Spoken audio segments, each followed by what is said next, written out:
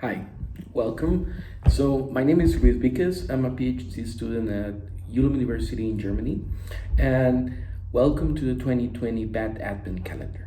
And first of all, I need to explain a bit what a Advent Calendar is. So Advent calendars are this old tradition where you have either a wooden box with doors or you have bags hanging that each of those has one number that is counting down the days to the Christmas holidays. The idea is that you open one of these bags every day or open one of these doors and you get either a letter that somebody wrote for you or you get a treat or a chocolate or a small toy.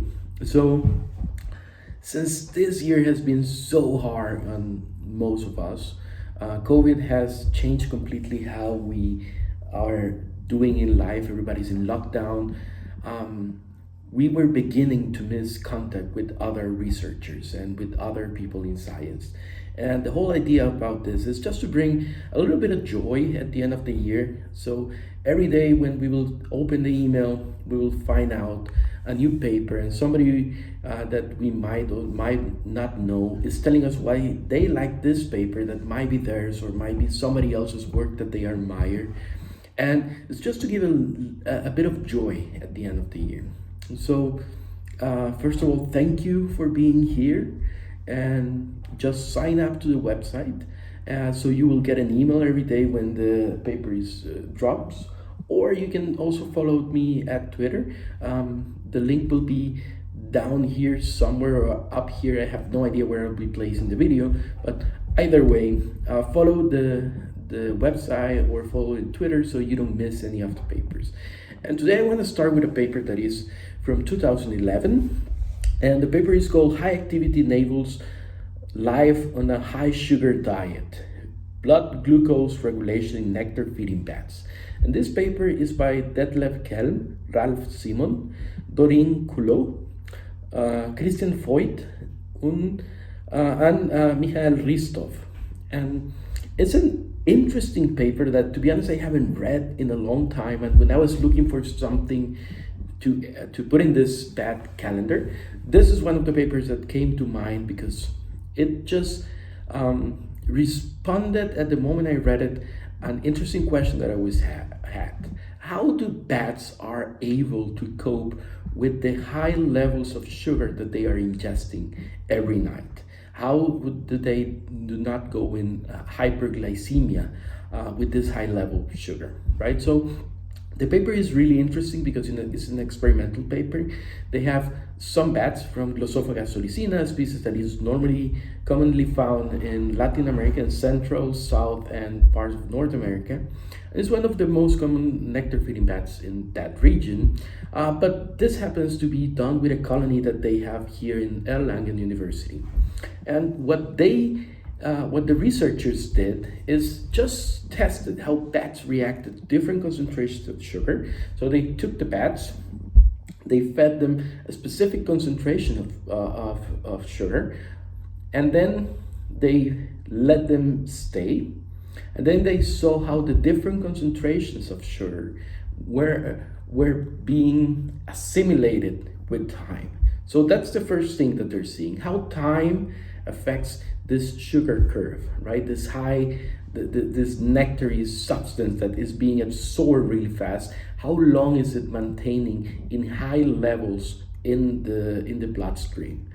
So, and of course, what they found is when they put a higher concentration of sugar, then this remain a bit longer. But you could always see like this descending plot, and this is what you can see in the figure 1. And in figure 2, things start getting more interesting because they say, okay, but bats are not just laying there on the wall the whole time. These animals are moving around. So what happens if we let the bats move around? And what they did is they fed the bats with a specific concentration of sugar, 5.4 grams glucose divided by kilogram, and then they let them fly either for 20, 50, or 70% of the sampling time. And what they're seeing is, of course, when the bat is it's moving this this pendant, this slope gets more pronounced. And what you're seeing is that, of course, the high activity that the bats are having is enable them to lower this sugar concentration on the blood really fast. And this is important, right? Because if you think about what are the effects of hyperglycemia and what could happen if you have a really high level concentration of sugar in your body, this can be quite dangerous, right? It could also be dangerous for the bats. So one of the cool things about here is that it is a paper that is just describing something that we kind of expected to be there, but now we have the data that is proving this, right? That the reason why bats are able to sustain this really high sugar diet is because they're flying around a lot. So this high metabolism is allowing them to lower this without going into the risk area of having a really high sugar concentration on the bloodstream. And this is one of the cool things about research, right? Because one thing is that you could expect this to happen, and the other thing is when you actually pull together a really nice and neat experiment that can prove this and can give you insight into what could be beyond this, right? And there's so many questions, and I especially recommend reading the paper, of course reading the whole paper, but paying close attention to the conclusions and what could be the selective advantages that these can give bats and also flowers, right? How can flowers maybe be manipulating bats, are offering a higher nectar concentration and then forcing the bats to move more? Can this be a mechanism? So it's just leaving, it left so many open questions. It was a really interesting paper, and I highly recommend it, and I think it's a great way of starting this Bat Advent calendar, just with a nice paper that we can read and have a nice coffee with. If you're gonna move a lot, put some sugar on it. If not, maybe skip the sugar.